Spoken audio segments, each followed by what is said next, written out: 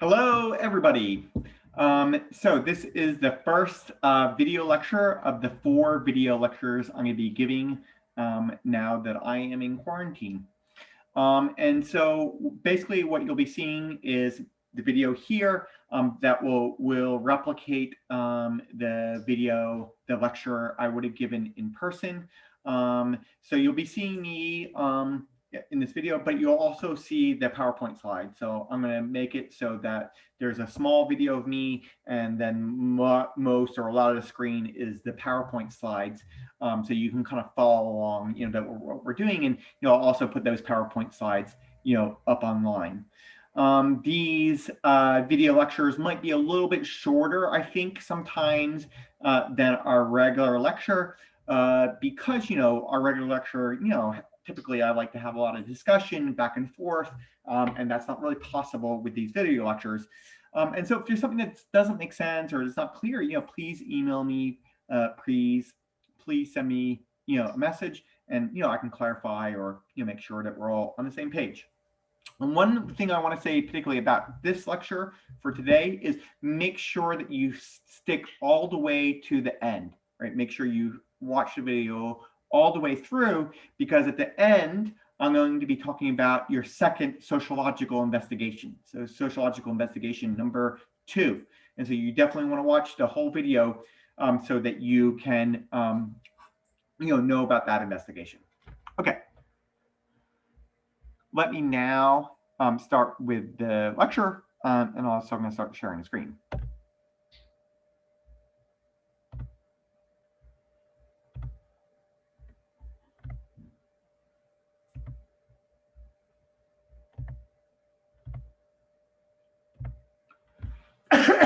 Okay, so what you should be seeing then is a little video of me, and then mostly the PowerPoint slides that you can kind of see, what we're doing. And hopefully the video of me won't get into the way too much of the slide. Okay, so what we have been doing is really talking about, the experience of you, the individual in society. The individual in society, what it's like to be a member of society. So things like socialization, how you gotta have a conversation, interactions as a performance. And so one of the big things that people experience is their gender, right? Being a man or a woman in society, and how that has changed and developed, particularly in recent years. And so we're really going to be talking about the social construction of gender, right? So remembering that concept of social construction, how humans create these artificial patterns of behavior that they think are just natural and real. Okay, and we can see this in terms of gender and men and women. So today we're going to be talking about this general idea about the social construction of gender. What does that mean? When we say that gender is socially constructed? You've probably heard this before, but what does it mean when we say that? And talk about the contemporary experience of gender. How has gender changed in the last, say, 10, 15 years? It has gone through some pretty fundamental changes. Then we'll talk about 2 aspects that let us understand how gender is constructed: gender socialization, so going back to the topic we had last week, and gender as a performance, which is going back to the week before that, right, when we see interactions as a performance. Then lastly, and importantly, I'm going to be talking about investigation number 2. Okay, so let's jump in and talk about this general idea of the social construction of gender. So one of the first things we can talk about then is the differences between the concept of sex and gender. So let's kind of just do a general overview of those differences. So what does sex refer to? So sex refers to the physical or physiological differences between men and women, right? So the differences in the bodies of men and women. So some of these differences are quite obvious and apparent, right? So different genitalia, right? That men and women have different parts of sexual reproduction, right? But it's also things like, different chromosomes, women have XX chromosome, men have XY. Other kind of physical differences like differences in height, average height, differences in how much hair or facial hair people can grow, right? Basically differences in the bodies of men and women, right? And so this is sex, right? This is how we divide up humans because of the differences that we perceive in their bodies.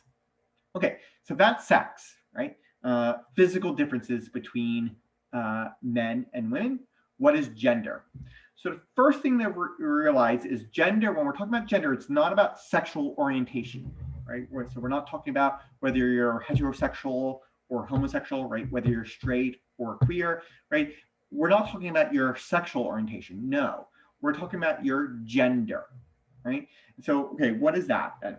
So gender then really is this idea of the social differences between men and women.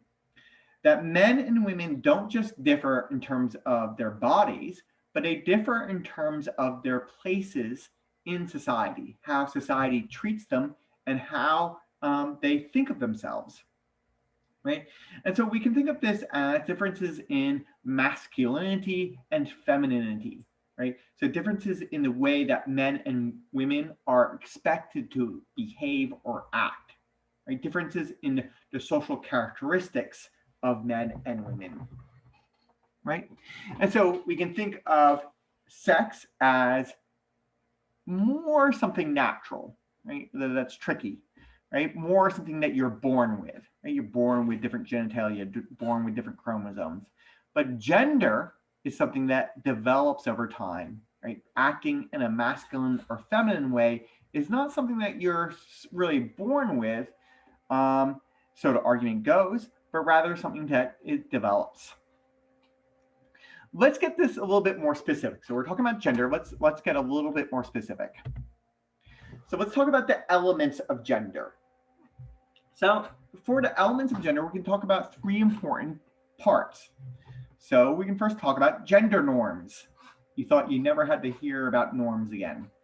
But norms are the rules of behavior, right? A society constructs, standards of behavior, what's acceptable, what's unacceptable, what you're expected to do, what you're not allowed to do.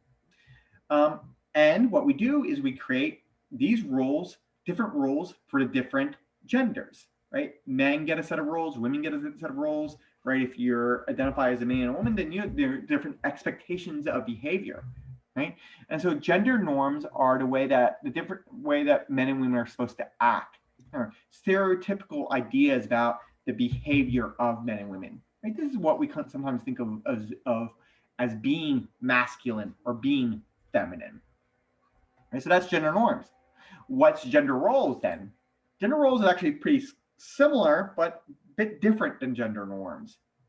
Gender roles are the different positions within society that men and women are expected to occupy, right? So the clearest example of this is, occupational roles, right? And so a clear division of this, in earlier times would have been, that women were expected to stay at home and raise children and take care of the house, right? To have a domestic kind of role. Whereas men were, the provider, were expected to go outside the home to get a job, to bring home economic resources, right? This is a kind of like a very stereotypical, 19th century, 1950s way of thinking, right? That a woman's place is in the home and a man's place, is outside the home. And so we don't really have that anymore. Now, we have both men and women, working and bringing in, producing economic resources, right? Working outside the home. But what we still have is a degree of occupational segregation, that certain jobs, certain occupations, we expect women to do, and other occupations, other jobs, we expect men to do. And, we still have a certain degree of segregation in occupations. This is getting less, but still exists.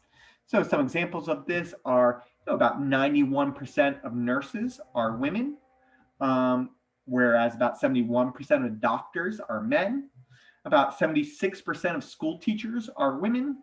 About 96% of firefighters are men, right? And so what we're still doing is we're dividing up, the occupations within certain people, within people's gender, right?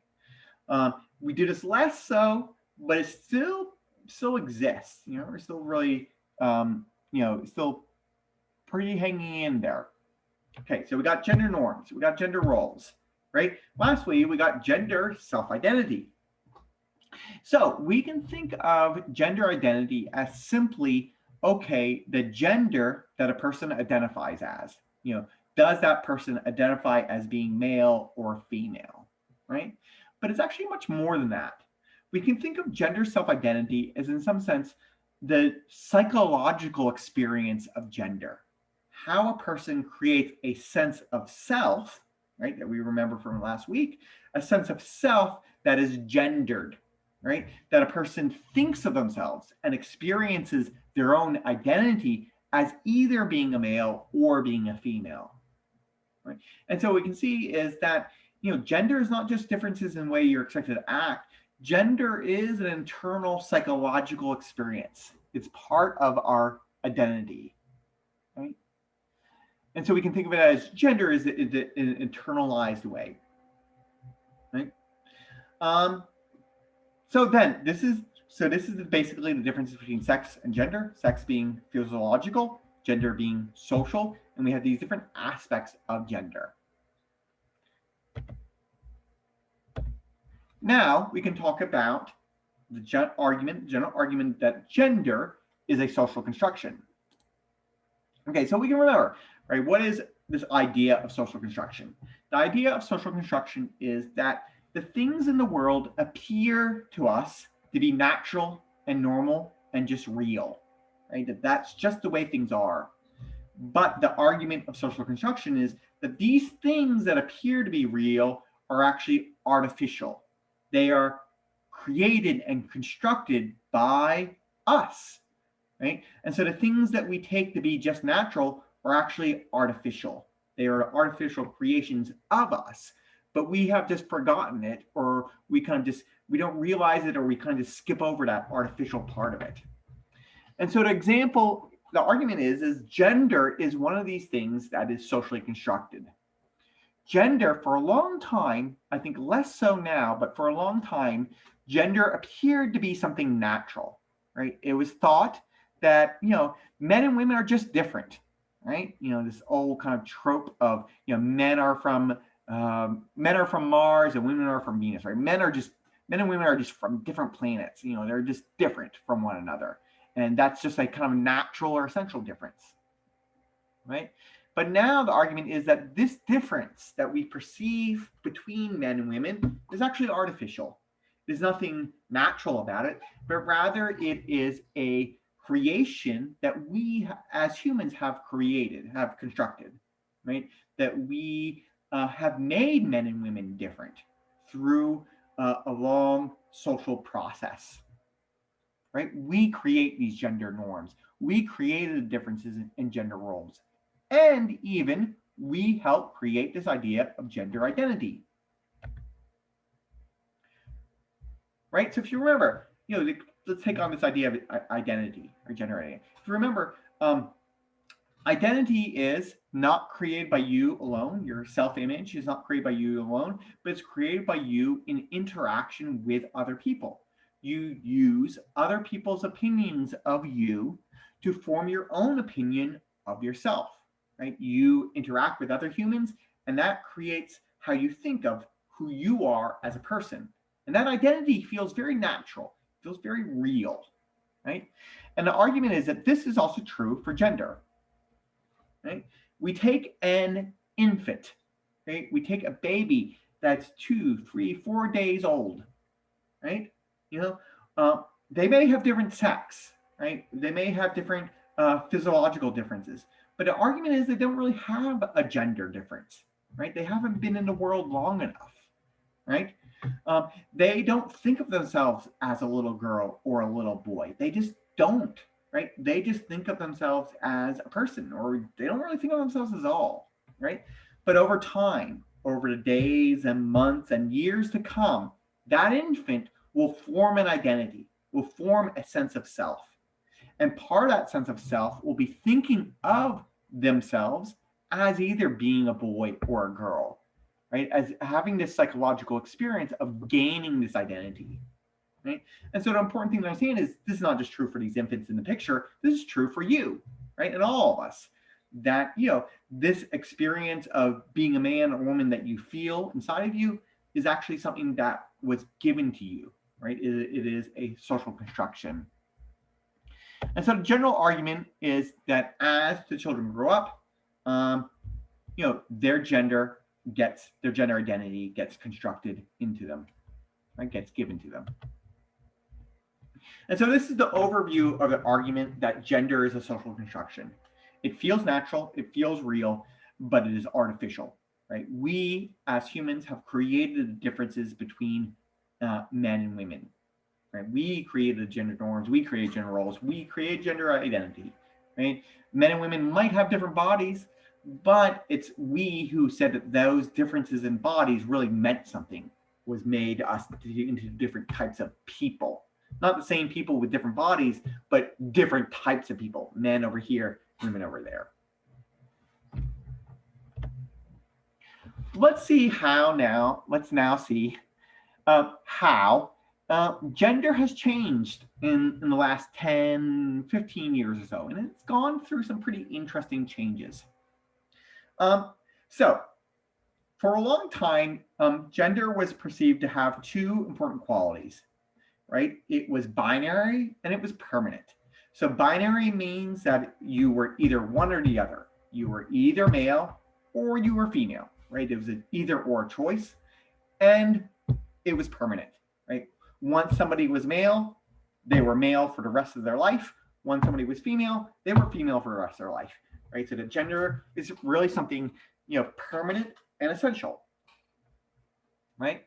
Now, what we've seen is in the last 10, 15 years, we really in the West, in America, and in certain parts of America, we have moved away from this idea, right? That we have moved away from this idea that gender is binary and permanent, right? We are beginning to perceive gender as being more fluid and as being more flexible. So what's some examples of this? What, to get a little bit more specific. So one of the most obvious examples of this is the development of what we can call transgender, right? And transsexual. Let me talk about those differences in a second, right? And so transgender is basically, a difference in which a person's gender identity, right? Their gender role, their gender, does not match their physical sex, right? There is a difference between their physiological sex and their gender, right? So a person may have the body of a woman, but then have the gender of a man, right? And so, going from one gender to the other, right? And so that, that's gender, that's transgender. Transsexual is a little bit different, and it's the same basic idea, but here essentially it means that a person has gone through a medical procedure to make their body match, right? And so, that people want their body to, they want their sex to match up with their gender identity. And so people will go through medical procedures, from taking testosterone or estrogen or other medical procedures to change their genitalia so that their physical body matches their gender identity, right? And so, that is, I think, transgender development, that this is more common now, right? Transgender has been around for a very long time, at least in the 19th century or earlier, but it's much more common now, and I would say much more acceptable, right? It is not as a deviant thing, right? Going back to this sociological concept of deviance, as it once was. It's much more a norm, right? And society has become much more accepting of that. And so this is now moving away from this idea of gender as something permanent, right? That somebody can change their gender. They can move from one gender to the next. Which brings us to the other idea of gender fluidity, right? That gender is not something permanent, right? That it rather a person can fluctuate over their lifetime, right? People can have different aspects of their gender, right? So a person could have the gender norms of one gender, but the gender roles of a different one, right? You can have, kind of different aspects mixing. And so really this goes against, again, both the things, right? So not seeing it as permanent, right? It's more fluid, moving, but it's also not as binary, right? Rather than perceiving gender as an either or, we can see it as a spectrum, right? From 100% masculine to 100% feminine, but there's lots of steps in between, or lots of positions in between. Mostly masculine, but a bit feminine, or really a mixture of masculine and feminine, or masculine this way, but feminine in that way, right? And so that we are now more accepting of this fluidity, that gender is not simply an either or, and you have to tick all the boxes, but you can have different aspects, and that you can, it can be a little bit more fluid. Which brings us to the last concept of being agendered, which is basically the concept of having no gender at all, right? That a person may have a sex, they may have the physiological features of a male or female, but they don't think of themselves, they don't have that identity, they don't have that norms of thinking of themselves as either male or female, right? That you can, it's possible to be raised, it's possible to, identify as having no gender at all, that you're saying, look, this is not an identity I want to claim. I don't want to, put myself into this box of being either male or female, and I simply just, I'm not one or the other. And then, there have been developments in this way. Canada, for example, you can now do not have to pick the gender of your infant, your baby in the birth certificate. Your baby can simply be no gender at all, right? Can not have to be male or female. And so what we can see is, this gender has really gone through some really important, interesting changes in the last, 15, 20 years. Yeah. And it's, it's more complicated than this, and there's more development, but I think it highlights, how gender has changed. Okay.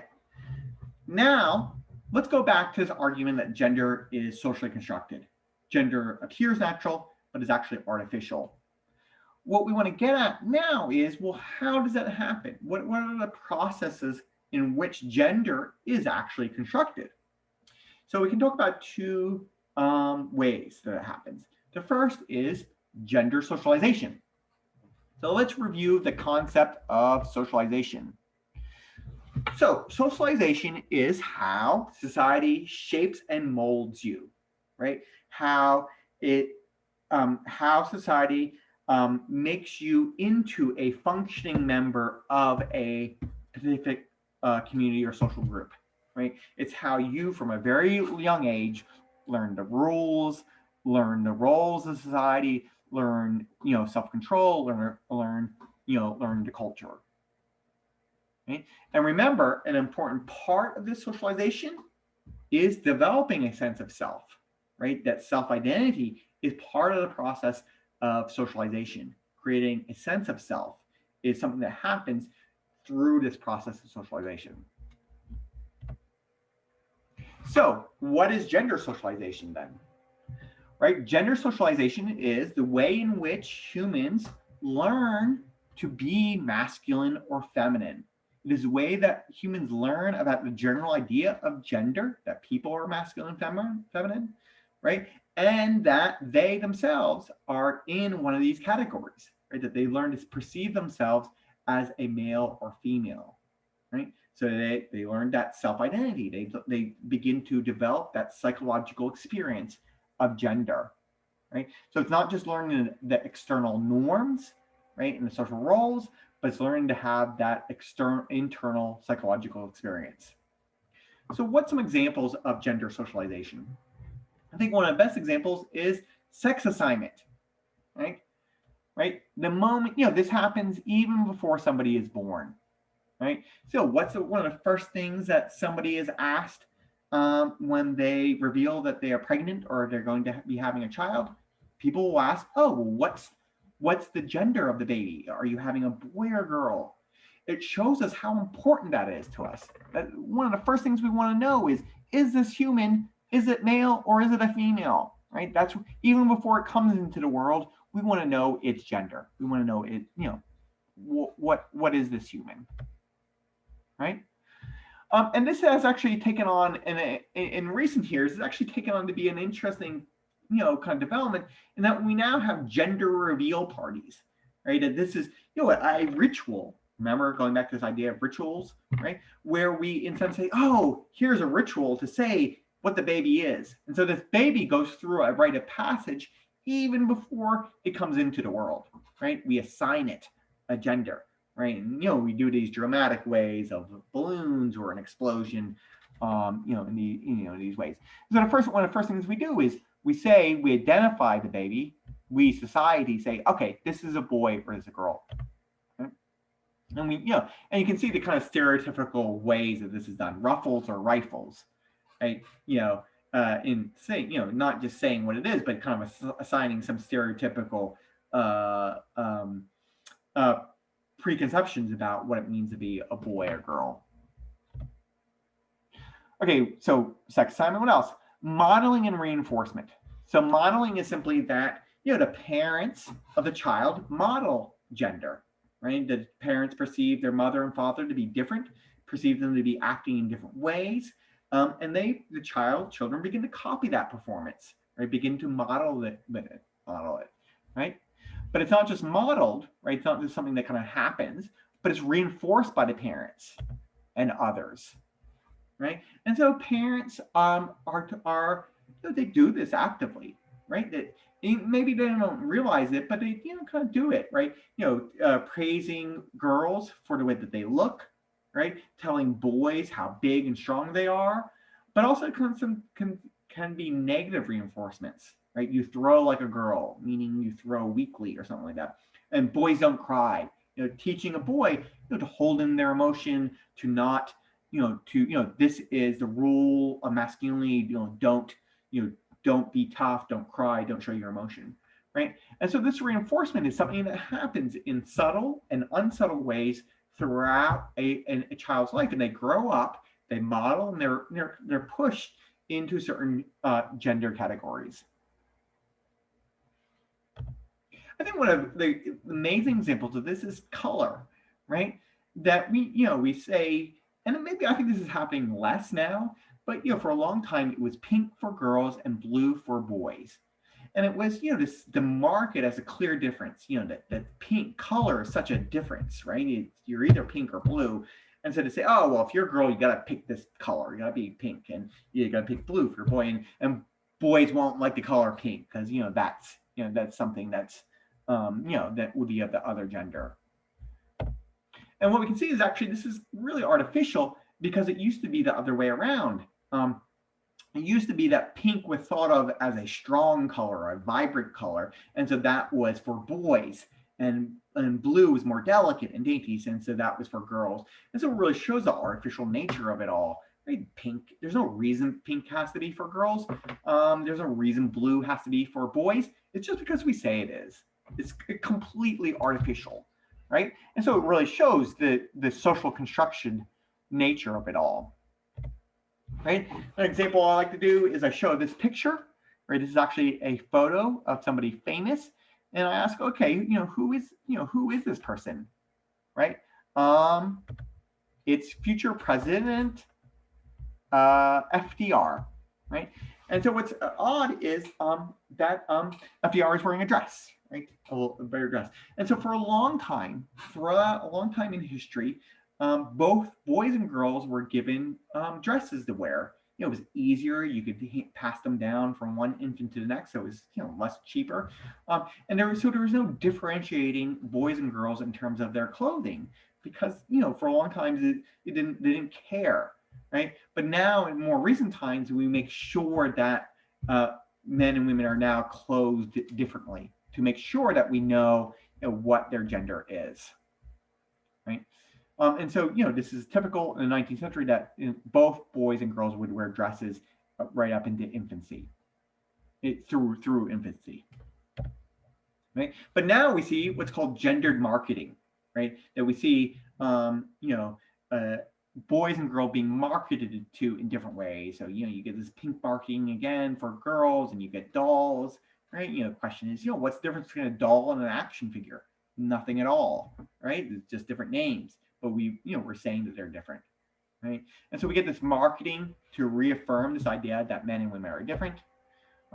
Even silly things like this, as if you would need to have different diapers, and different kind of stereotypes again. I'm fun and fabulous versus I love to rock, right? Again, kind of reaffirming the differences between boys and girls.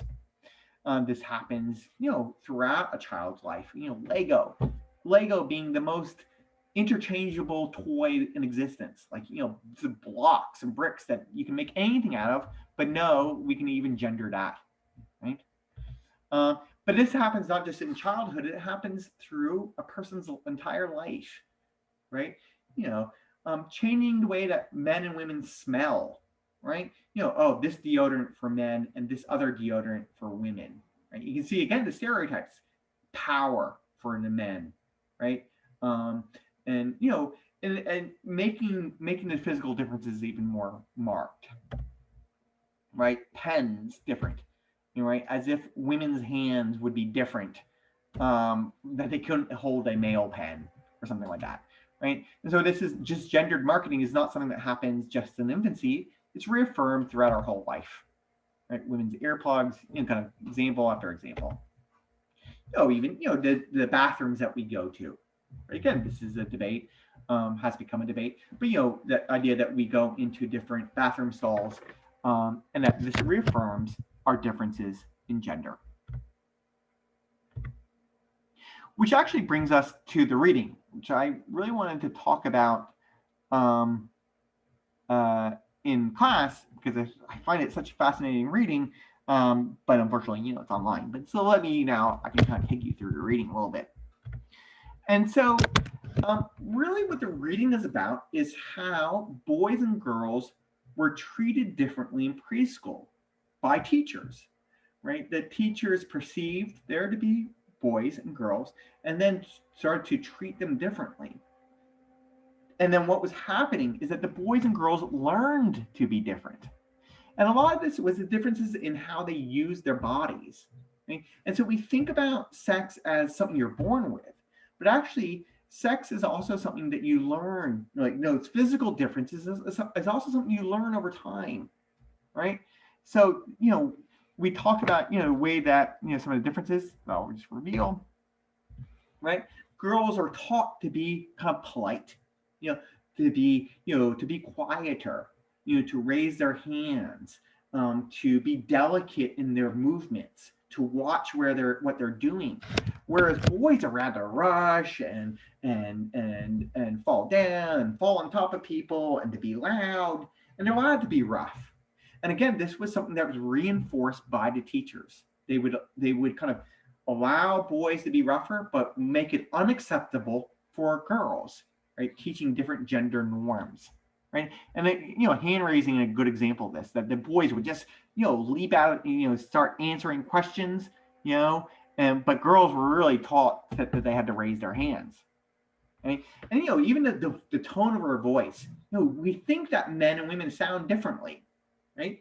But some of this is what we learn. We learn to use our voices in different ways, right? Girls are taught to be quieter, where boys are allowed to be louder. Right? They're allowed to be more vocal, right? And so again, that physical differences that we perceive in men and women, the differences in the tone and loudness of voice, is maybe not something that we're born with, but something that we develop and learn over time. And so overall, it's a really great article because it shows us how from a really young age, men and women are kind of pushed into these separate categories, right? That push into learning that they are male and female. And so it's a really great example of that gender socialization. Right. So summarize, one way we can see that gender is socially constructed is that it's learned. that we are socialized, we are taught into these roles of male and female. We're taught to be masculine and feminine. We are taught to have this identity of male and female. And so that it's not something that just we're born with, but it's something that we learn in order to be able to fit into society. And that, we can see that a lot of this is actually changing now. Gender socialization is changing in many different ways.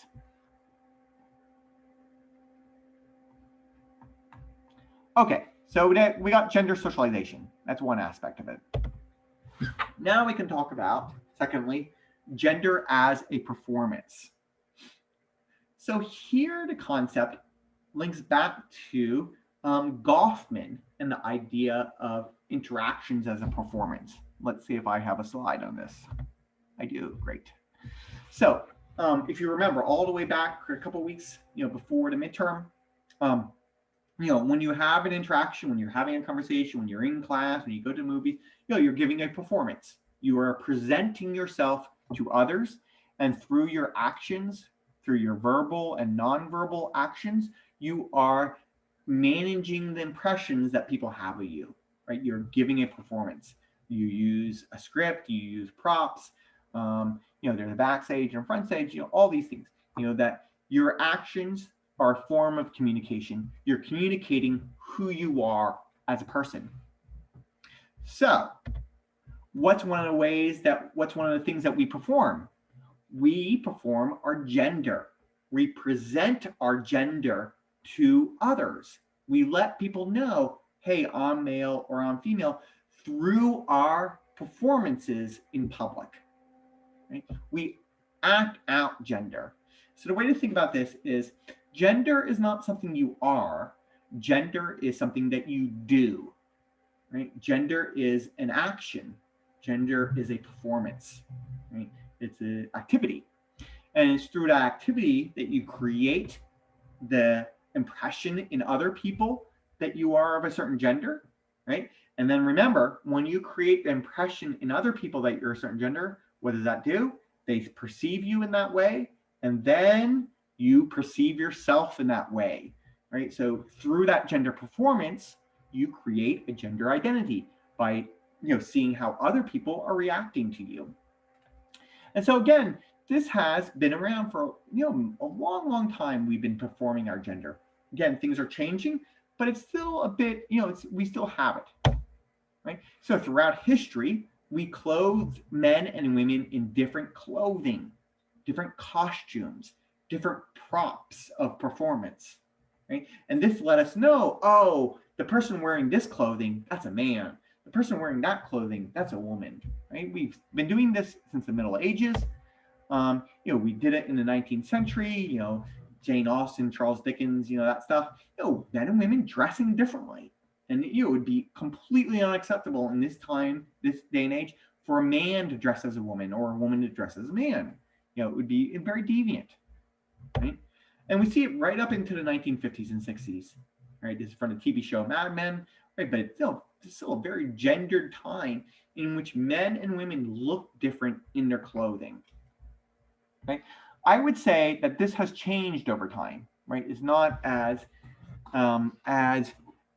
different as it once was, but there's still a degree of gender difference, right? That we still, to a large degree, we still clothe in different ways in men and women, right? So we see that women are now more likely to wear pants and jeans and things like that. But it's still very atypical, very unusual to see a man wear something like a dress or a skirt, right? And so in many ways, we're still have different gendered costumes.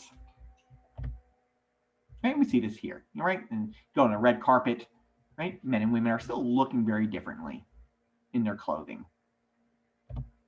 Right? So clothing is the outward, costume of gender. It tells us, oh, this person is man or woman. Next, we can talk about the idea of body work. So for body work is the way that people manage their bodies, things that they do to their bodies so that they keep up with the standards of society, right? And we can see that this is gendered. And so female body work is the way that women, right, manage their bodies to conform to the expectations of society, right? So some classic examples of this is, wearing makeup, right? Women putting various makeup on their faces, lipstick, eyeshadow, etc., to look in a feminine way, to make their appearance look feminine. But also things like shaving, right? Shaving their legs, right? So that, having hair on your leg is thought of as less feminine for some reason. And so women are now expected to shave their legs in order to manage their bodies and to appear feminine. And it's interesting because, we would think of hair on your legs as a sex difference, but it's not really completely, right? Both men and women have hair on their legs, but women have to shave their hair off on their legs in order to conform to this idea that men and women's bodies are different, right? So it's the way that men and women develop their manage their bodies. We see this for women, but we also see it for men, right? The ability to grow a beard, to grow a mustache, working out, toning muscles, right? This is, managing and developing the body to look in masculine ways, right? The mustache or a beard is a great example of this.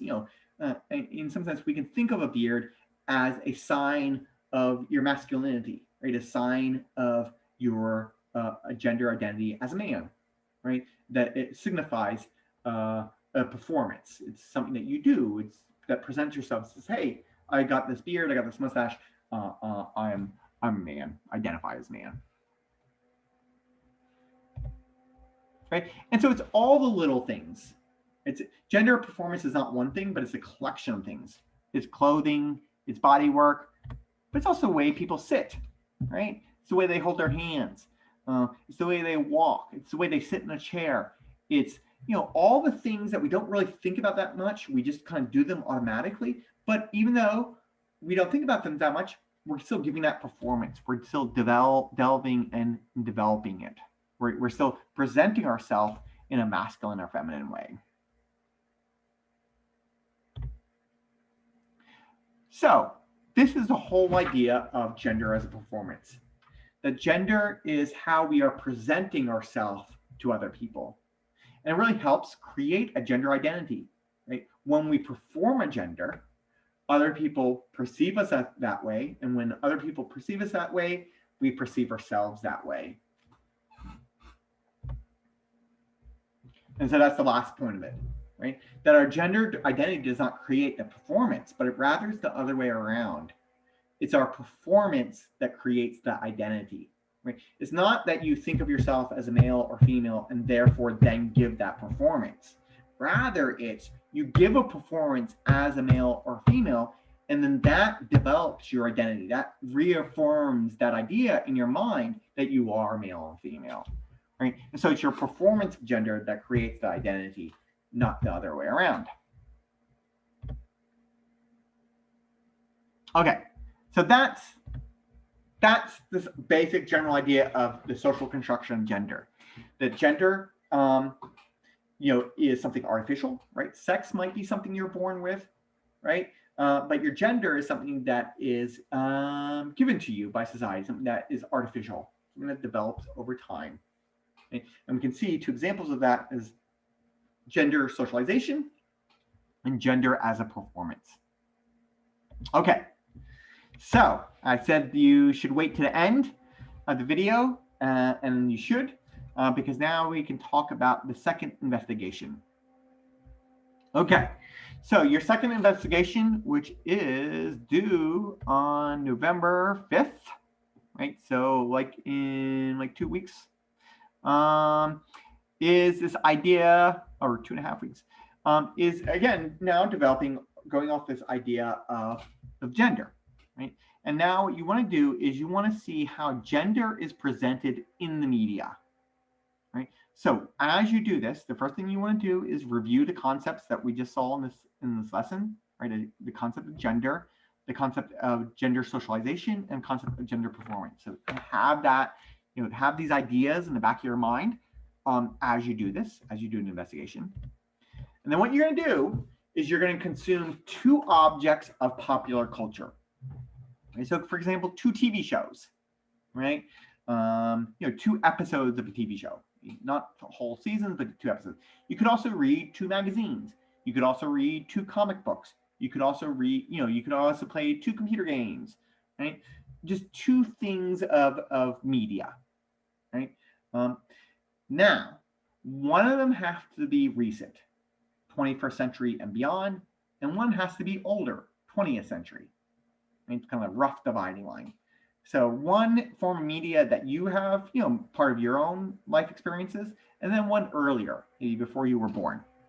Right? So you want to have one object of popular culture, recent, and then one object older.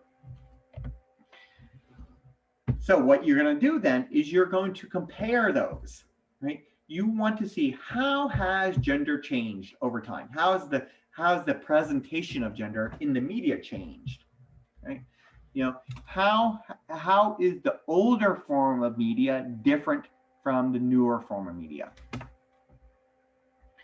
So one way to do this is it could be the same TV show, right? So you watch something from the first episode of Friends, right, to the last season of Friends. And you say, oh, how have the characters, how's the representation of gender changed in that show?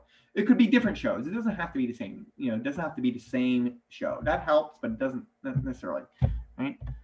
And so what you're really doing is you're looking for how has the representation of gender changed, right, in 2 objects of media. Okay, what are you gonna do for write-up? So just like the first investigation, page 1, you're going to describe in the abstract, in general, the concepts of gender norms, gender roles, gender identity, concept of gender socialization, concept of gender performance. You can do this all in about a page.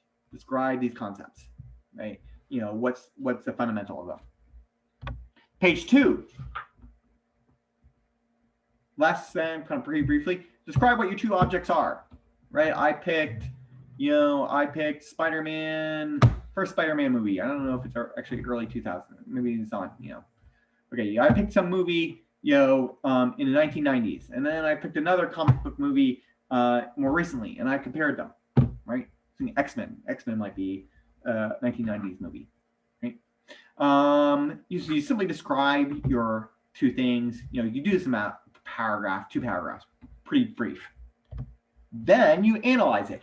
You say, okay, here are my objects. Here are the things I picked. Here is how gender is presented in these shows, in these comic books, in these magazines, right? So you analyze gender. You say, oh, well, this is an example of gender socialization.